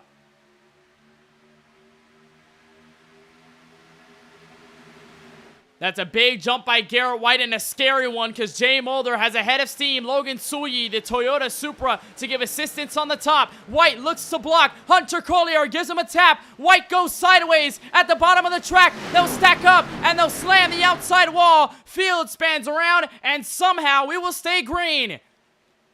I think TJ Layer might have gotten caught up by the rear end of that, but they are underneath the racing surface, so we will indeed remain under green flag conditions, heading for 2 laps to go. A big concern by Garrett White could send him out of contention for the race win. As he's trying to pick himself back up, he'll move to the outside, try to go back down low. Here comes Logan Suyi with a big move up top. He's got help from James Bomar to 2 laps to go. And now Bomar looks for 3 wide. Suyi stuck in the middle. Here comes Connor Hervilla with a big head of steam as well. Chris Downey in the mix as well in the 991 as Jay Mulder takes the lead with help from Paul Granada. And Garrett White back in the mix as well. He finds a way to the outside in the lead, and he will look for the race lead as Suyi continues to hold through in the middle. We'll see if they shuffle through. They about make contact. They're 3 wide inside the top 5, and Garrett White getting back to the lead, coming out of turn 4 to see the white flag. Will we make it to the end under green as they're 3 wide for 3rd? Answer is yes. Garrett White grabs the white flag in the BlueJay Creative Studio 200, but can Jay Mulder or anyone else have an answer back to turn 1?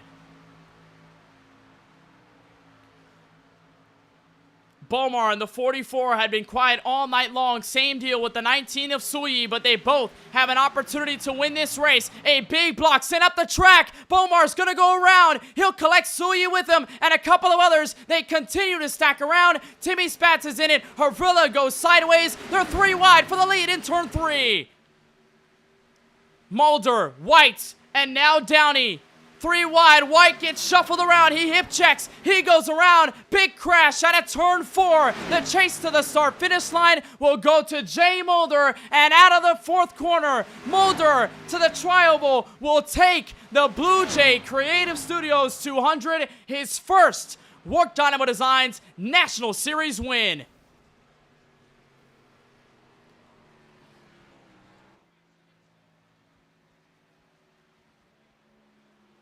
The Canadian does it.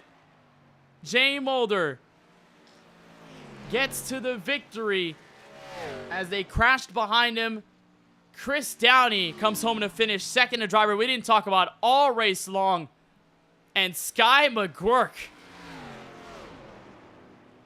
We didn't see him at all tonight.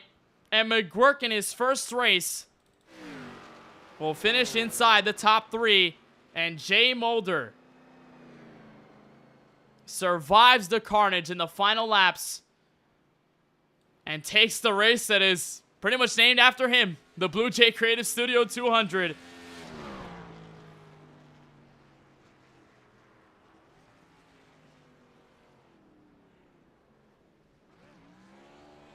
He becomes the 11th different winner in WORC Dynamo Design's National Series history. And it's his first of the series in total. There's John Canizaro there to celebrate with him. And Jay Mulder will celebrate from Daytona Beach, Florida. An unbelievable run to the finish. And it didn't take 3 green-white checkers to finish this one. It took an organic restart. And Jay Mulder, one of the most consistent drivers all race long, grabs the win and celebrates.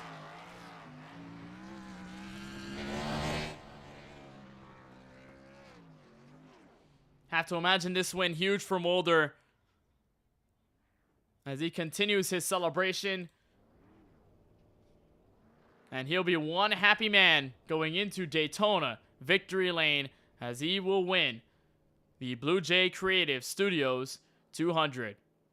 So as Mulder continues to celebrate, we'll roll through your finishing results. We'll see exactly where every single driver ended tonight's race from the Daytona International Speedway. We apologize for some of the graphic mishaps there. Still trying to work out the ticker fully here on the KBueno Racing Network. But Chris Downey ends up in P2. Sky McGuirk ends up inside the top 3. What a huge run to the end it was for the driver of the 82. Michael Wall survives the carnage as well, finishes in P4. Garrett White had a tough route to the finish and went sideways, went around, but somehow still rebounded for a top 5. Ryan DeBow, one of the most consistent cars all night long as well, comes home in P6. John Canizaro to finish 7th. Hunter Collier to P8. Jared Hernandez in 9th. And rounding out your top 10 will be the number 44 of James Bomar. Dimitri Maldos comes home to finish 11th. It'll be Jaden Carter in P12. Connor Hervilla in the 29 finishes 13th. It'll be Joe Berge in 14th. Timmy Spatz inside your top 15, followed by Logan Suyi, who had a chance to win the race at the end, but could not quite get it done as he got caught up in a crash on the back straightaway. Paul Granada is 17th. Cole Day will be 18th.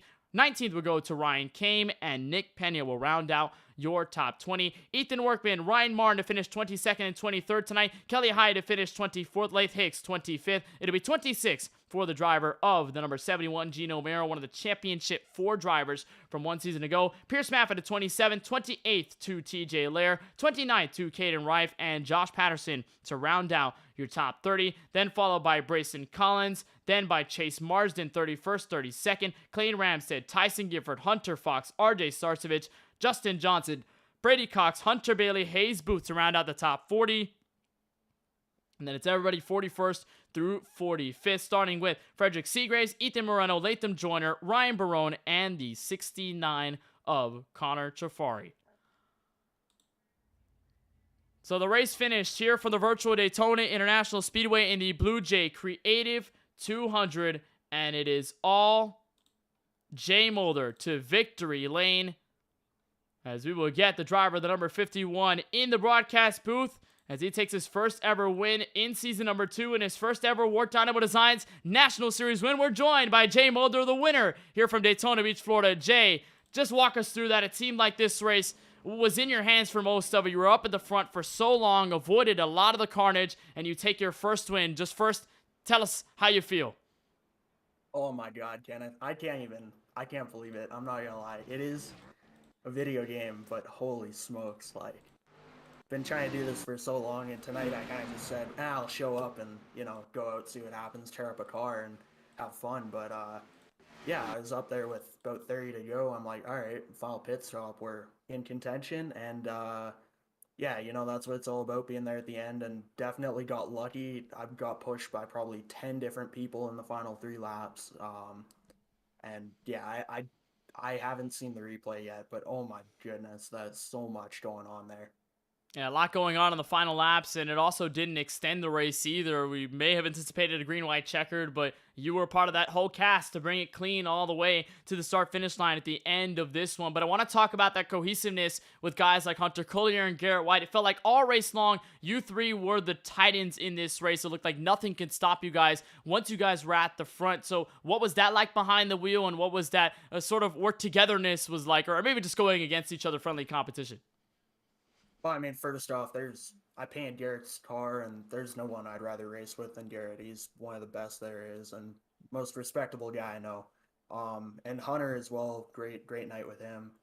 And it was just great working with those guys and kind of going back and forth. I think they got together at the end, which was a shame to see, because it would have been a great top three, but it was so much fun running with those guys. All three of them, or those two guys are great, respectable guys. Your first win coming tonight in the WORC Dynamo Designs National Series and in your career, and you become the 11th different winner in series history to start season 2. What is the momentum now going to look like, fresh off of the win from Daytona, heading into Las Vegas and the rest of the season? I honestly have no idea, just because I'm being in college now and all the homework and stuff. I don't know how much I'll be able to race, but after that, I might have to with all the momentum, because wow. But even if I don't make it anymore for a while, what a moment. A huge win, no doubt, in the BlueJay Creative Studio 200. Out of all race names, it's Jay that ends up in victory lane. And Jay, before we let you go to continue your celebrations here at Daytona Beach, Florida, anybody you want to thank for making this run all possible? Oh, I can't say enough about the guys who run this league for the past 2 years since COVID began. You for putting on the broadcast does a fantastic job every week, and Dunk Pools, my brother-in-law's company, so thankful for their support. Limeade Media as well, Circle B Diecast, the NASCAR hotspot, Beyond the Lights with Limeade Media, and Mount Royal University as well. So thankful for all of them, and also want to take a moment to recognize the tomorrow's Remembrance Day here in Canada. I wanted to recognize those who have passed in the line of duty to protect our freedoms in this country. Well, we certainly appreciate the time, Jay. We won't waste any more of your time. We'll let you celebrate on this win from Daytona. Congratulations on behalf of our team here at the KBueno Racing Network, and wishing you the best of luck in the rest of the series. Hopefully we see you at Las Vegas next week. Thank you so much. So Jay Mulder walking out clutch and coming to the start-finish line first to grab his first ever WORC Dynamo Designs National Series win. We'll step it down to P2 in the 991 of Chris Downey, who had been not at the front the entire race, but found a way near the end. And Chris, we're standing alongside you now, finishing in P2. How were you able to make that momentous run to the front of the field in that final restart? That's a good question. I don't know, just followed my teammate for last, 20, 30 laps and just hope for the best. Barely avoided that backstretch crash, and I don't know, I just hope for the best, and normally I don't really survive these plate races, but worked out in the end. And these Daytona races definitely filled with chaos because you got a lot of crashes, a lot of guys around each other. Did this race ever test your patience a little bit? And if so, how were you able to overcome that to be able to stay near the end with a clean race car, a cleaner race car than most out on the field at the end of this race to grab this second place finish? Just ran the back the entire race. And then, like I said, in the last 20, 30 laps, just went towards the front. I guess whenever that 3-car blew his motor, that kind of worried me because nobody hit the brakes whatsoever, and I got piled into. And then, of course, in the last lap, when Garrett was trying his hardest to wreck the entire field, that was fun. But other than that, like I said, just ran the back, and it was a pretty calm race. So you finished second, definitely a huge finish at the end of this one. What does this mean? What does this mean for you, this second place finish, and what is that going to do for you momentum-wise going into the rest of the series? Well, it's my first start, so that's pretty cool. Momentum-wise, it's probably my only start of the season because I can't run on Thursdays, but still great finish nonetheless. Well, hopefully, at least someday opens up and we'll see you in a WORC Dynamo Designs National Series race. You put it on the line. You finished second here tonight from Daytona Beach, Florida. And just before we let you go, Chris, anybody you want to thank for making tonight's run possible? My teammate James, he's awesome. Austin Doran wasn't here tonight, but he's also awesome. Once again, I want to thank Garrett White for trying to wreck the entire field and me. But yeah, mainly my teammates are awesome as usual. Well, Chris, we certainly appreciate the time. On behalf of our team at the KBueno Racing Network, sending you a big congratulations on P2 here in this BlueJay Creative Studio 200, and hopefully we see you soon in the WORC Dynamo Designs National Series season. But until then, wishing you the best of luck moving forward. Yep, thanks. That is Chris Downey, the number 991, to finish second in his State Water Heaters Chevrolet Camaro at the end of tonight's affair from Daytona. We will talk to our final driver in the podium, and it is third place in the number 82 machine, Sky McGuirk. Sky, just give us a perspective of what it was like to race those final 3 or so laps, a late race restart, everybody stacked up. What was that like behind the wheel? Scary is one way to put it. No, it was just trying to make a move here. I started all the way back in 19th on those final 3 laps. And I was just wanting to come away with the top 10, and I put myself in position, and then when we came across back straight, everybody died in front of me. I was like, I might have a shot to at least get a podium or maybe a win here. So I was able to get third out of it, and just really, to be honest, kept my foot in the majority of it and just tried to keep my wheels straight as much as I could through there, but was able to make it through clean and basically kept a clean car for a majority of the whole race. And yeah. And as soon as you were in that position, and we're seeing it on the screen right now, you were pretty much fourth as there were 3 wide for the race lead. Had that prime opportunity to maybe make a move. Was that in your mind at all, or was it just try to finish this race clean and just survive the race entirely? I thought about it whenever I got behind Jay. I really didn't want to get feeling behind because I did want to make a move, but I was thinking I'm better off trying to help, or I say help, push somebody up than to potentially make a move and wreck everybody, including myself. So, and still finish good even without doing that. So I was just more wanting to just finish because, it's a long season. It's not like it's a one race and then that's it. It's a long season. Got to have momentum going and got to make sure to keep everything clean and try to run consistently top 10, top 5 throughout the whole season. You're all right. Long season ahead, and our next affair is at Las Vegas Motor Speedway, an intermediate track 1 week from tonight. What are your thoughts about Las Vegas? Feel pretty good. Feel very good. Las Vegas, to be honest, all the mile it has on the schedule, I feel really good at it. I know, technically last year, I made my first start in WORC at All Club, ran top 3 the whole time, and then got stuck a lap down under weird circumstances, under caution. So, and then this is my first full-time rookie season, so I'm going to be going for, every mile I have is what I got circled on the calendar just to go for, trying to win or finish top 5 every single time. It's a first full-time rookie season for you, but it's a great start as well, finishing P3 here tonight from the virtual Daytona International Speedway. Just before we let you go, Sky, anybody you want to thank in particular for tonight's run? I'd like to thank Maverick Motorsports, the team I run for. Have a good group of guys that we ran this race.